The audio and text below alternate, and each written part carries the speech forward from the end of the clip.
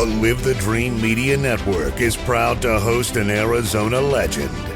His remarkable journey spans college and pro basketball, business excellence, and community leadership at the highest level.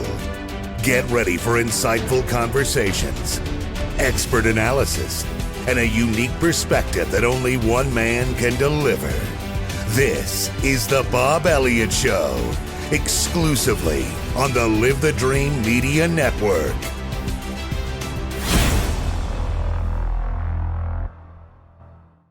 Welcome to the Bob Elliott Show. You know, one of the goals of this show is to get to know people in our community, get to know nonprofits, and get to know them as a person, as well as the organization that they're a part of. You're going to enjoy today's show because I have as my guest Lee Easter III. He is the Greater Southern Arizona Area Chapter President for the Buffalo Soldiers. Lee, welcome to the show. Thank you. This will be a good chance for everybody to learn something about the Buffalo Soldiers. And so I know you guys have been very involved in the community. Yes.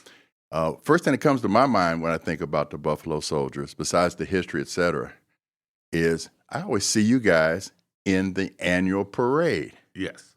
So what is that like? Well, let me explain something first. Okay. We are not reenactors. We're rememberers. Okay. We're teachers. We will wear the uniform when it's conducive to the lesson.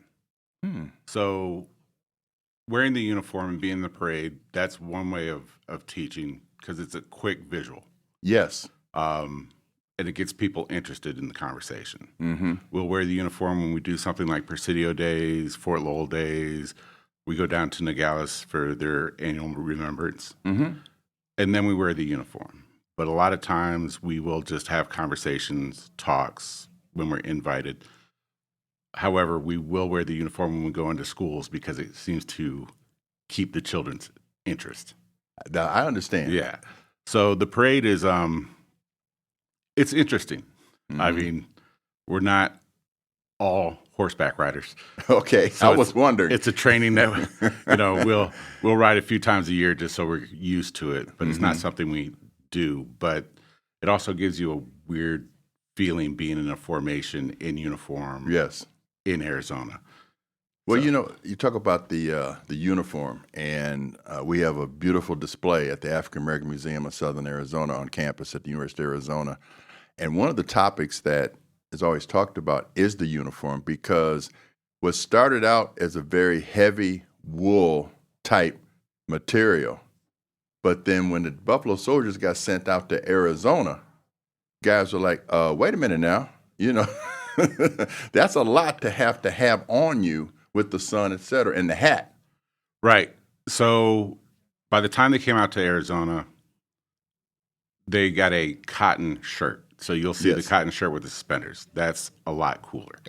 But wool was the standard. Even when you go by 1910, 1913, when they had the choker uniforms. Yes.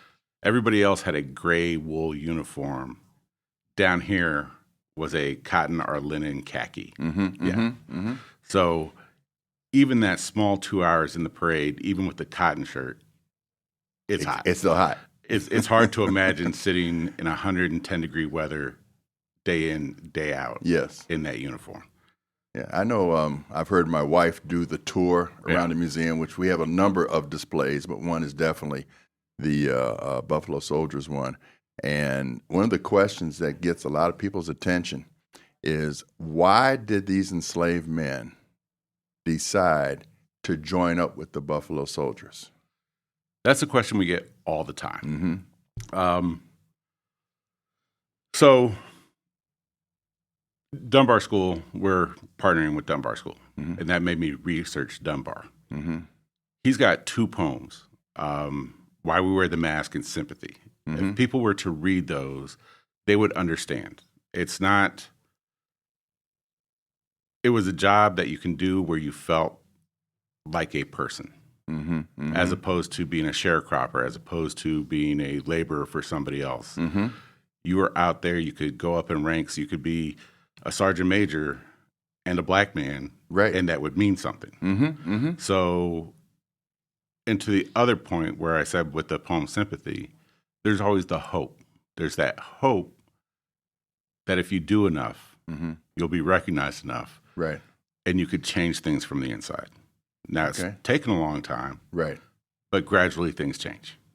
You know, one of the things that in the research that we had done at the museum, another major reason we were told why gentlemen decided to join the Buffalo Soldiers was because they were given shoes. They were given shoes, they were given education, they were given, Yes. basically they were given a future. Yes. Yeah. Compared to being an enslaved person, no shoes, weren't allowed to have shoes because, you know, the master was scared that you were going to take off and run. Now, I need to make a distinction between Buffalo Soldiers and that particular time period you're talking about. That is what was called the United States Colored Troops. Those came about around 1964. I mean, 1864. 1864, right. Seems like 1964, but no, that's... Recently, but I'm not allowed to be political, so... No, not on this show. We don't do politics on this show. But around 1864, the United States Colored Troops, you couldn't read on a plantation. You couldn't have shoes on a plantation. Anything that would allow you to escape either physically or mentally or spiritually wasn't allowed. Right. So when they had the opportunity to join the United States Colored Troops, they did that. In 1866, they decided to make actual federal regiments. And those are the Buffalo Soldiers as we know them. Yes. Yes. You know, like I said, the story itself is unbelievable. And one of your compadres, Frank Bothwell, Yes. who served down at Fort Huachuca. So one day we're getting ready to try to start the museum up, and he calls my wife, and he says, "Baby girl, I got these beautiful paintings that I want you to have for the museum. I want you to meet me at the parking lot at at McDonald's off of I-10 and Cortez Road." And my wife saying, "Okay, you got an older black man and an older African-American woman in a parking lot.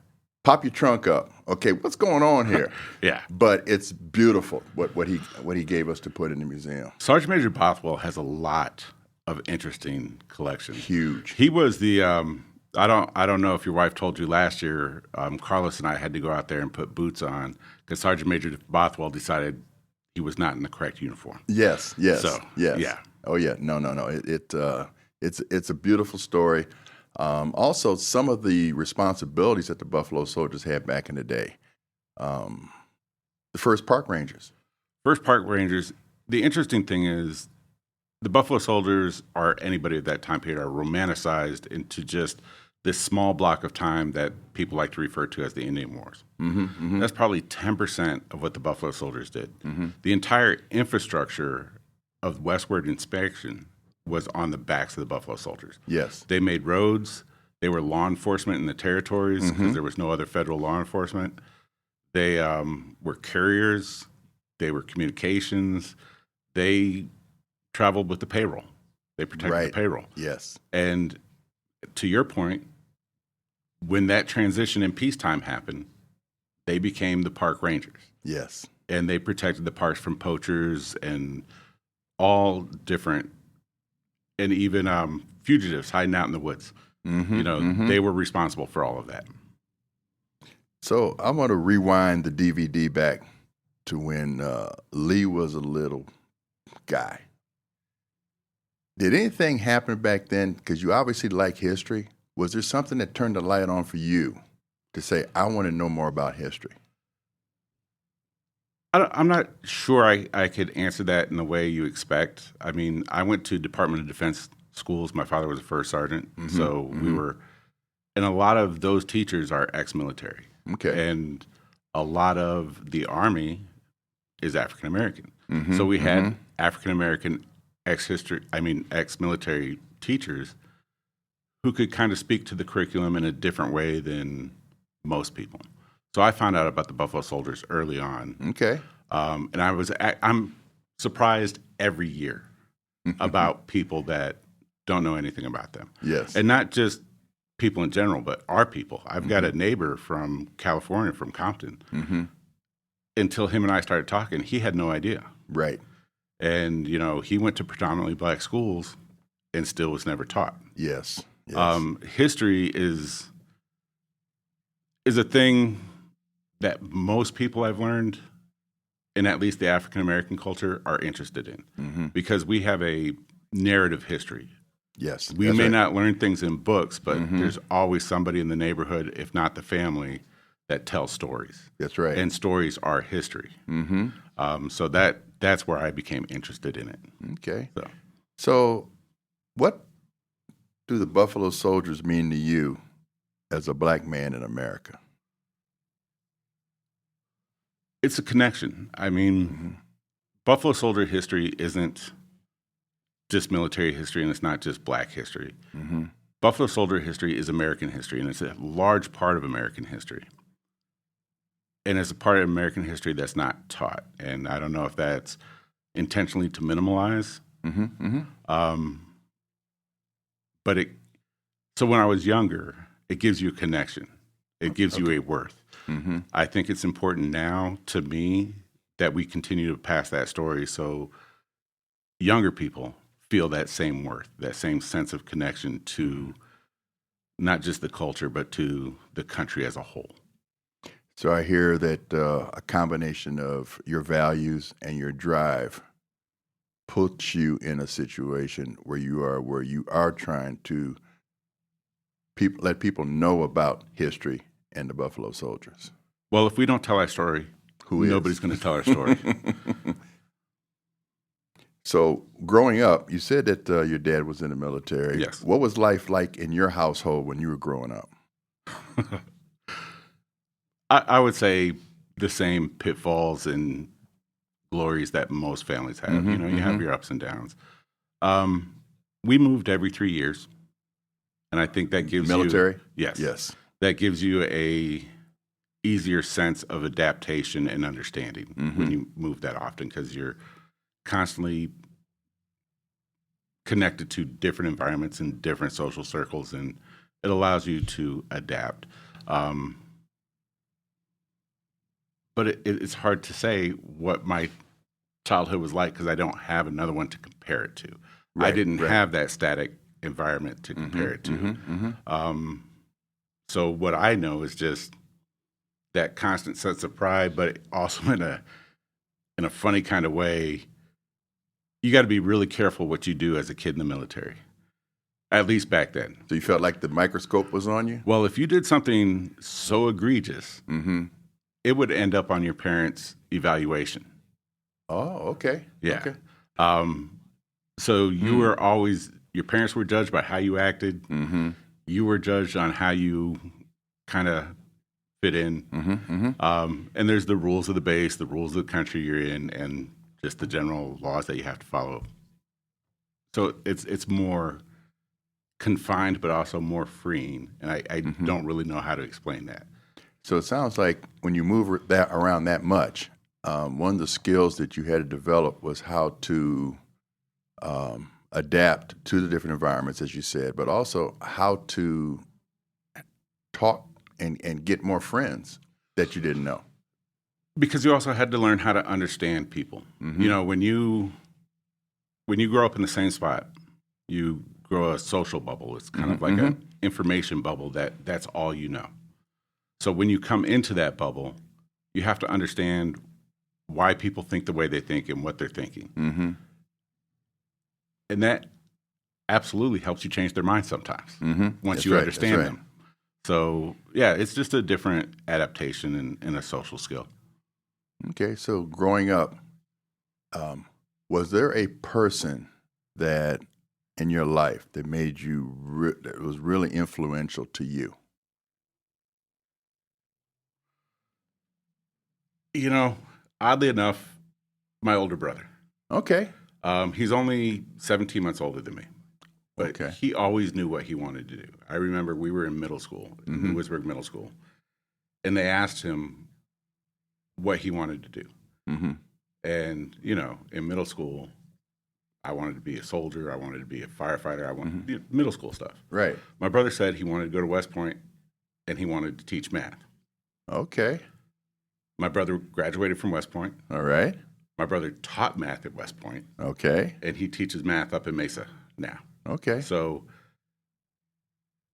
I mean, my father always, because sons and their fathers. But my brother, because he gave me this different realization, if you focus, you're good. So Okay. How many siblings were there in the house? in the house, there was just my older brother and I. Okay. So you the baby boy? Kinda. I'm bigger. So I can understand the bigger thing. I was the baby boy up until like the 6th grade, and then when I got bigger than him, we were started equal. to shift. Yeah, 17 months. Yeah, I can picture the two of you sometimes tearing some stuff up in the living room. Oh yeah. So I was never the baby brother. Okay. But I'm the little brother, younger brother. They didn't call you baby bro or nothing like that? No. Okay. No, there were a lot of nicknames. No. Because where I grew up, everybody had a nickname. Yeah. Well, in school I had a nickname, but that's because my beard grew in the 6th grade. So your beard, hair?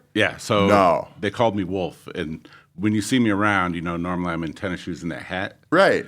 And the hat always says Wolf on the side. That's just a name that followed me from the 6th grade through Wow. careers to now. So, Love it. Yeah, the nickname thing, somehow or another, it comes, especially with kids when you get younger. So Wolf. Yeah. I'm still tripping about the fact you can be in 6th grade and you had hair. Yeah. I mean, the nickname didn't start as a friendly nickname. It was right. Oh no, never. Right. No, not with our friends. Started poking fun, but then it just sticks with you. Yeah. No, I can remember I was telling my grandson about one of the things. I went to private school, Catholic school, grades 1 to 6. Then I go to public school in 7th grade, and we were getting ready to play a basketball game. And how do you look? And I guess we just got out the pool, so the young brothers was like, "Dude, you got the gray ghost."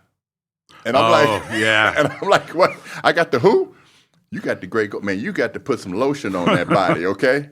And so those nicknames, kids. I guess looking back, you say, are they being mean, or is it just some good kidding because you're giving it out and taking it? So it's both ways.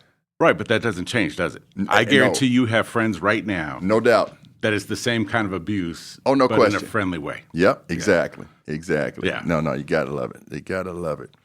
So you think about yourself. How would people describe you?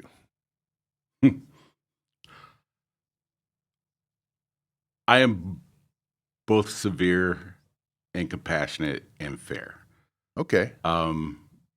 People will tell you I probably have a low patience and a low tolerance. I'm a lot like my father that way. Okay. High expectations, low tolerance for shenanigans.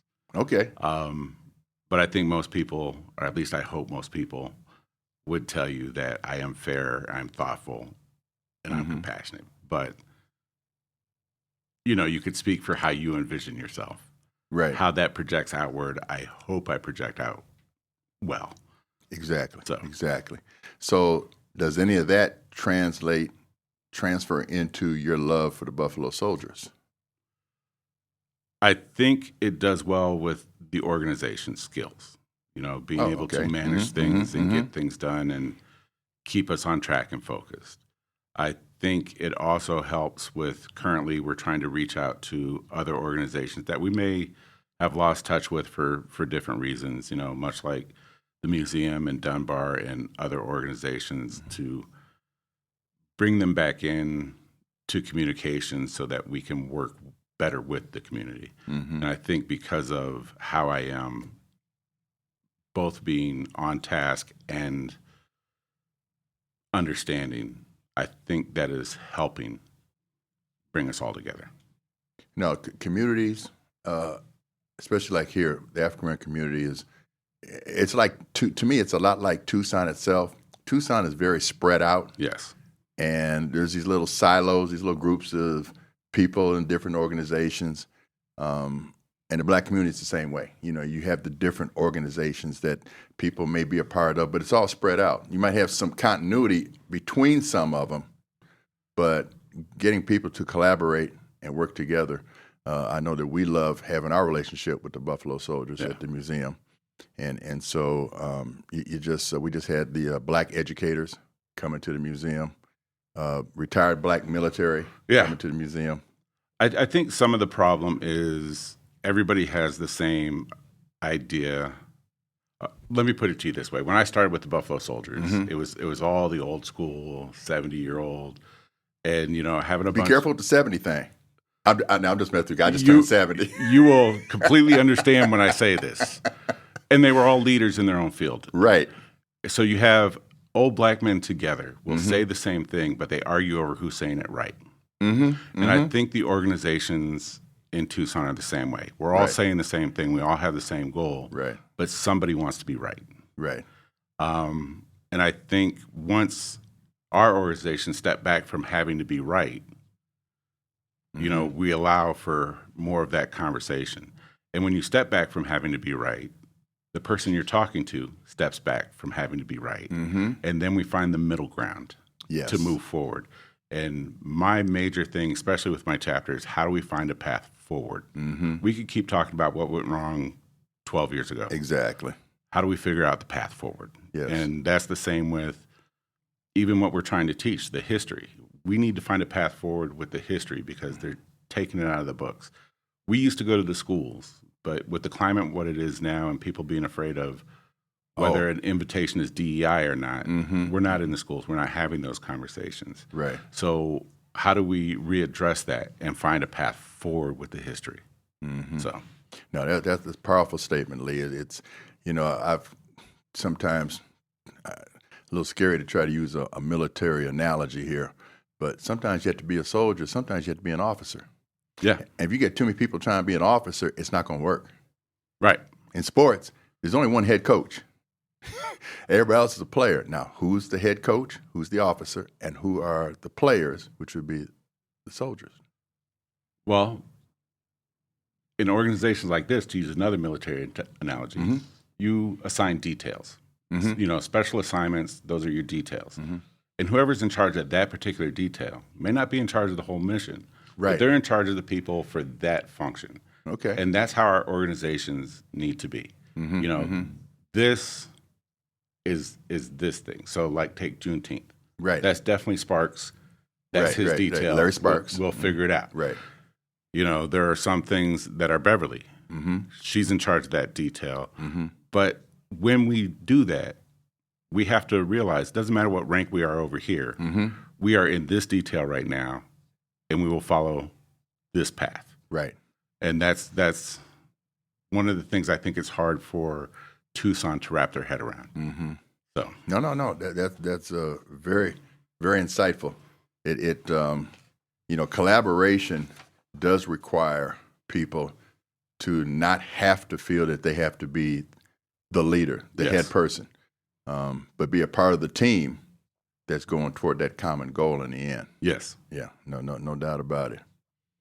So you see different things going on. You guys have a memorial out at Quincy Douglas. We do. Talk about that memorial at Quincy Douglas Center. So the memorial in Quincy Douglas took a lot of collaboration and hard work with the wards. Sam Freeman and John Covington were kind of instrumental in keeping that push going forward and keeping the connection. It is the 5th year. This is the 5th year anniversary of it.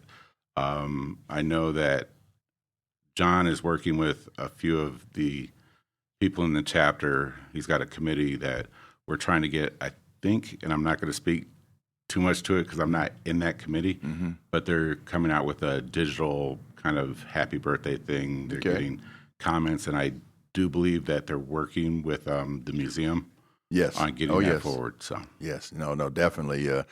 John Covington has his oral history on the website for the museum. He's another Detroiter.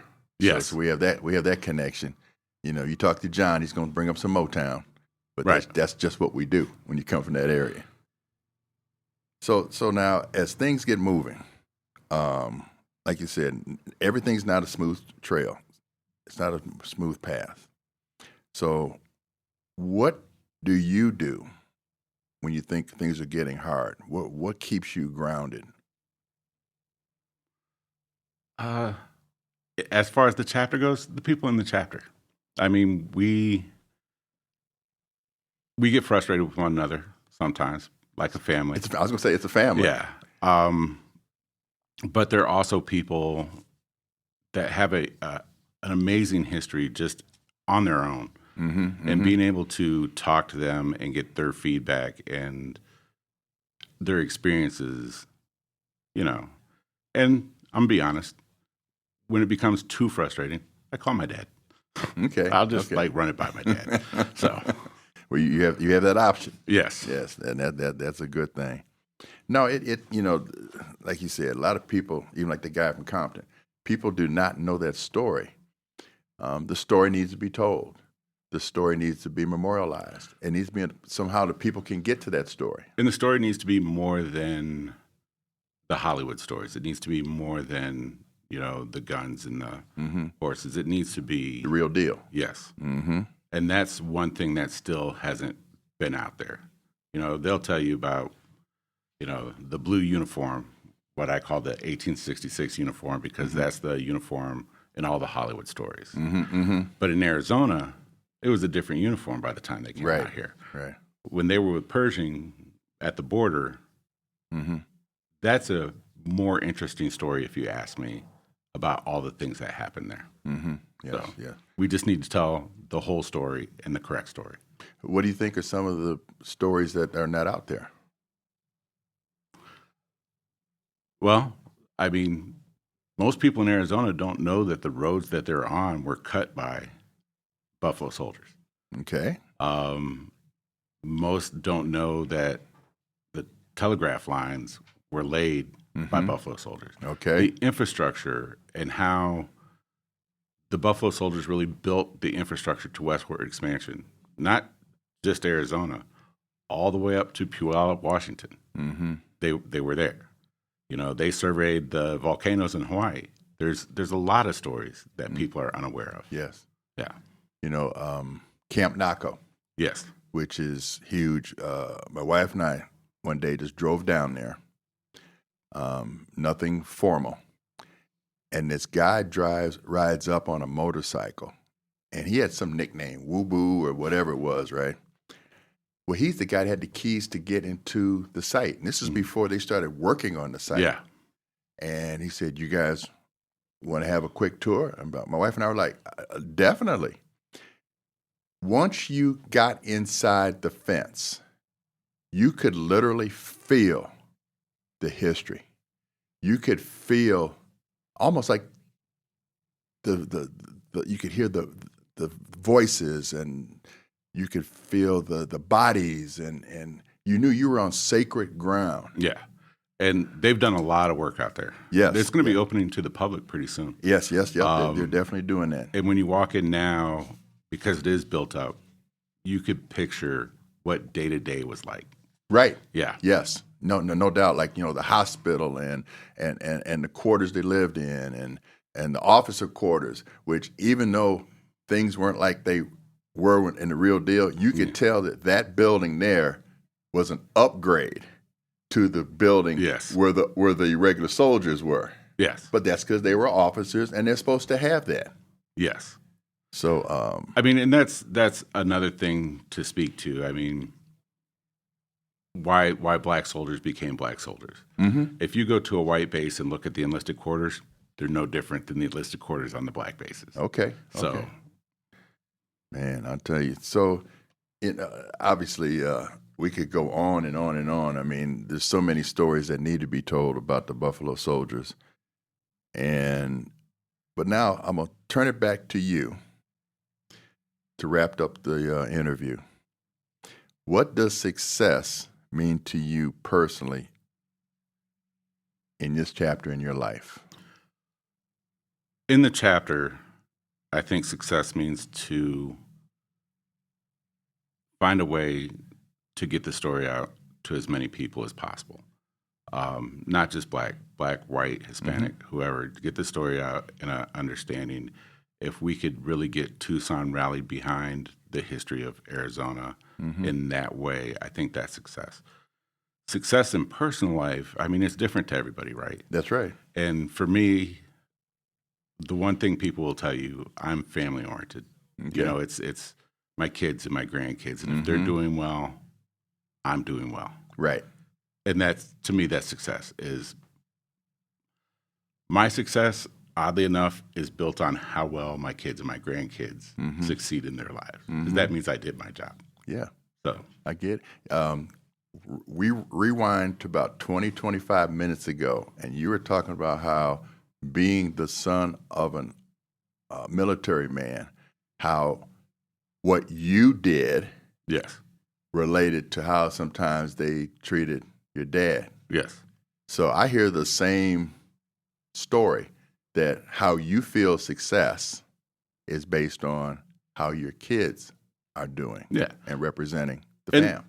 And they make mistakes. I made mistakes. We all do. And it's not about whether or not they make a mistake. It's about whether they can get up after they make a mistake. That's right. And that's what's important to me, is that they're going to make mistakes. You know, Right. we've all probably had to reinvent ourselves like 2-3 times in our lives. And as long as they're willing to do that, I think I did my job.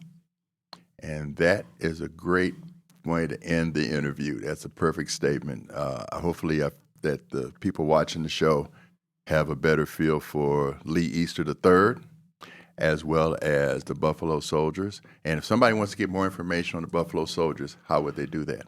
So our website, which is a little bit under construction but usable, is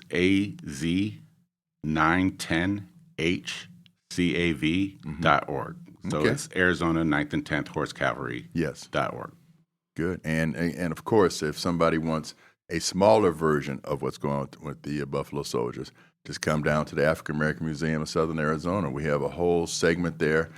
We have a gentleman that we've named Alexander, Yes. who is, I don't know if Bev told you the story, that Alexander name came from her relative who was a Buffalo Soldier. I did not know. Yeah, the exhibit in the African American Museum is outstanding. The one at Quincy Douglas is also, and it's interesting, the two different mannequins. One is wearing the Class Yes, A uniform, yes. the dress uniform over at Quincy Douglas, and you have the regular fatigue uniform in the museum. So Right. you can't just see one; you got to go see both. That's so you true. got to go to both places. You have to go to both. Well, Lee, thank you very much for enlightening everybody about the Buffalo Soldiers, and for people to enlighten themselves about Lee Easter III. Thank you very much. So next week, we will have another guest on the show, which is Venetia Kerr. Venetia is the president CEO for United Way of Southern Arizona. Everybody stay safe and be well.